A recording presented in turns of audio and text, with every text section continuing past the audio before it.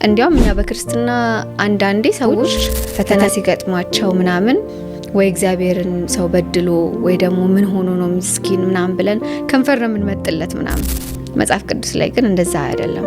it says ፈተና መልካም ነገር ነው። I know it's a bit surprising. what መልካም ነገር ነው? እንዴት? ረሃብ ራሱ እንዴት ነው ራሱ መልካም የሆነው? ማጣት እንዴት ነው መልካም የሆነው? ስደት እንዴት ነው መልካም የሆነው? መቸገር፣ በተለያየ መንገድ መፈተን እንዴት ነው መልካም የሆነው? መጽሐፍ ቅዱስ says consider it pure joy ነው የሚለው። ልዩ ልዩ መከራ ሲደርስባችሁ እንደ ሙሉ ደስታ ቁጠሩት። ቁጠሩት ትእዛዝ ነው አይደለ? ሶ ናቹራሊ የሚመጣልን ነገር አይደለም። የሆነ ፈተና የሆነ ችግር ሲመጣ ደስ አይለንም። ስለዚህ ቁጠሩት ነው የሚለው፣ ትእዛዝ ነው። ግን ለምን ቁጠሩት አለ? ራሱ ማጣቱን፣ ችግሩን፣ መከራውን አይደለም። because ፈተና የሚባል ነገር ምኑም ነገሩ ደስ የሚል ነገር አይደለም።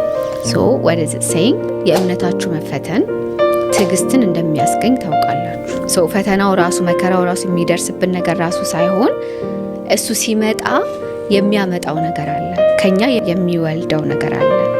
ያ ነው ደስታን የሚያመጣልን። ለምሳሌ እግዚአብሔርን መምሰል ላስት የሚያደርግ ካራክተር ቢውልድ ያደርጋል ውስጣችን ማለት ነው። መታመም እግዚአብሔር ላይ መደገፍን ሊያስተምረን ይችላል። ማጣት እግዚአብሔር ላይ መደገፍን ሊያስተምረን ይችላል። ነገም እንደሚፈጠር ማናውቅ ሰዎች እግዚአብሔር ላይ መደገፍን እንማራለን። ቢውልድ የሚያደርገው ነገር አለ። ያ ነው መልካሙ ነገር።